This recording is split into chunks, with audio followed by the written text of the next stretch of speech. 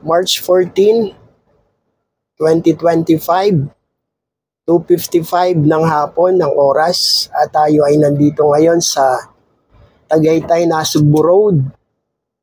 Update tayo dito sa ginagawang tulay.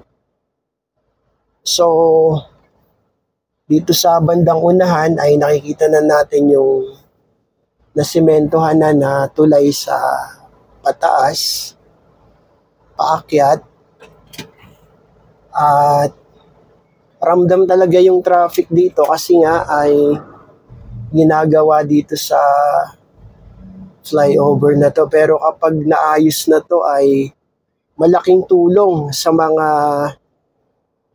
dumadaan dito. Papunta ng Tagaytay, papunta ng Nasugbu, Batangas, yung area doon ng Batangas, at sa mga kalapit na lugar dito sa Alfonso, Amadeo, sa Mendez,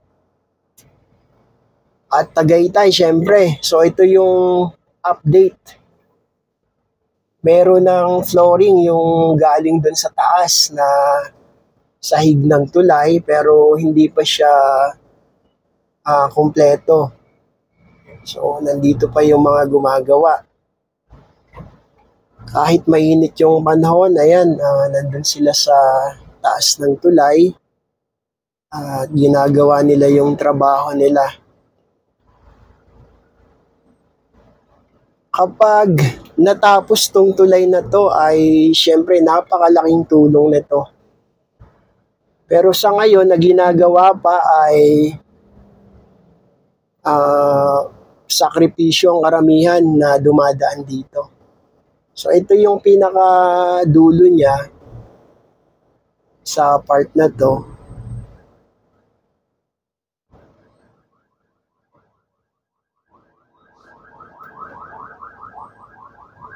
Ito yung, ayan na yung tulay.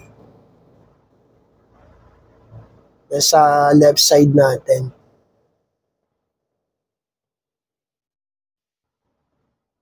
So, ito yung road work ahead yan. Sa unahan natin, yan yung tulay na ginagawa. So, update tayo. May flooring na doon sa bandang taas, tapos yung bandang pababa na to ay may nilalatag na silang bakal. Ayan, kapag nalatag na yung bakal na yan, sunod na siguro dyan simento at idudugtong na doon sa bandang taas na to. So parang medyo malapit na rin siguro itong matapos.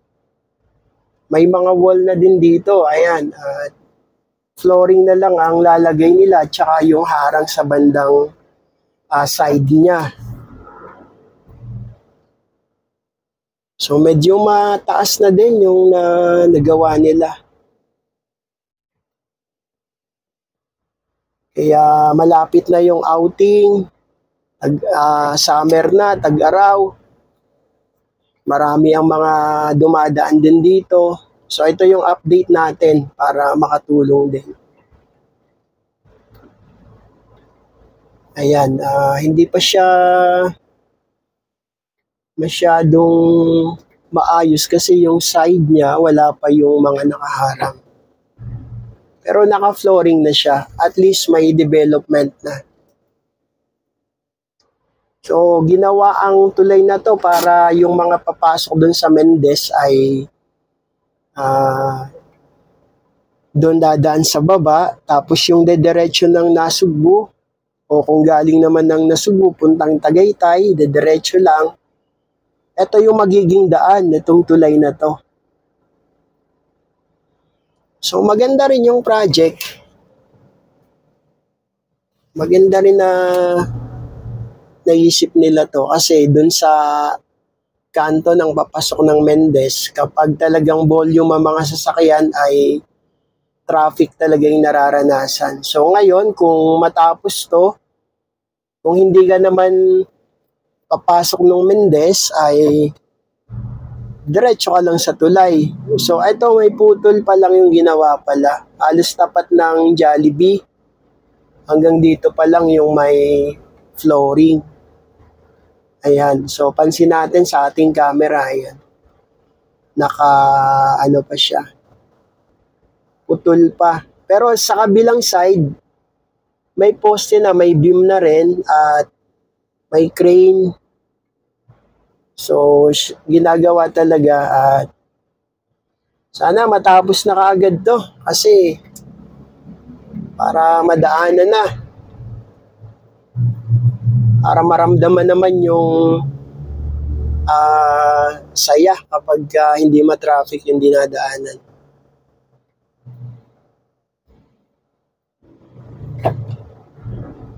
So ito sa bandang unahan natin, ayan, dito sa halos tapat ng Jollibee, paglagpas lang ng konti, putol pa dito sa part na to.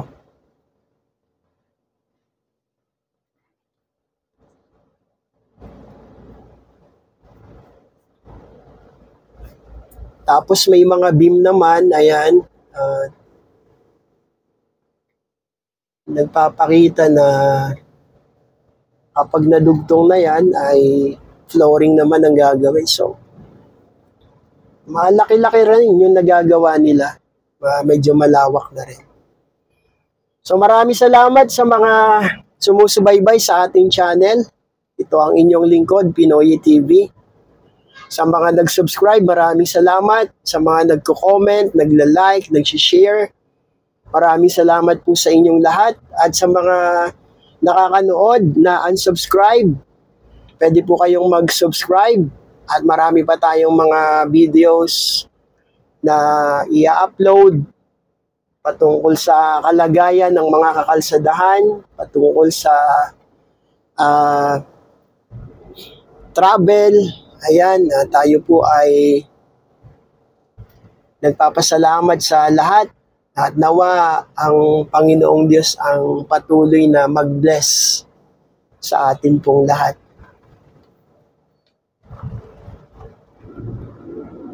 Ito, sa bandang unahan, medyo lumiit yung yung beam niya sa taas. Medyo mas malawak doon sa unahan kanina. At mataas din yung poste dito. Halos malapit nang pumantay sa poste ng kuryente.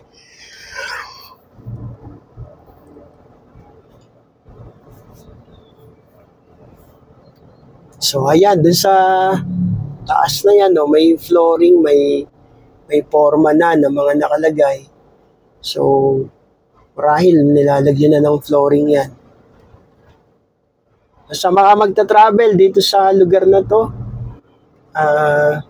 ganito yung sitwasyon ngayon, medyo matraffic pa, pero kapag natapos nga yung project na to ay magiging maalwa na ang pagdaan dito. So ito yung kanto na papasok ng Mendez, at dito talaga kapag volume yung mga sasakyan nag-iipon, kaya minarapat ng gobyerno siguro na lagyan ng tulay para yung hindi naman pupunta dito sa street na to ay makadiretso na dun sa taas. So, hinihintay natin kung kailan ito matapos at i-update natin kung makatapos na sila dito at kapag pwede ng daanan. So, yan yung situation dito sa Tagaytay-Nasugbu Road, itong bridge project na ginagawa dito ngayon. Shout out kay Sir Gerald Tibordo. Ayan, salamat sa panonood. So ito na guys yung ating update dito sa Tagaytay-Nasugbu Road Bridge Project. At sa mga susunod, magbigay pa tayo ng mga updates. Maraming salamat. Pagpalain tayong lahat ng ating Panginoong Diyos. So, ito yung sa kabilang side na magiging dulo at entrada. So, kung galing Tagaytay, entrada. Kung galing Nasugbu, ay dulo. Kapag may tatawid na motor, ganyan, pagbigyan natin. Siyempre, pag tao din, tatawid, lagi nating pagbibigyan. So, ito yung update natin dito sa Tagaytay-Nasugbu Road. itong bridge project. So hanggang dito na lamang. Ito yung dulo. Ayan, maraming salamat. Pagpalain tayong lahat ng ating Panginoong Diyos.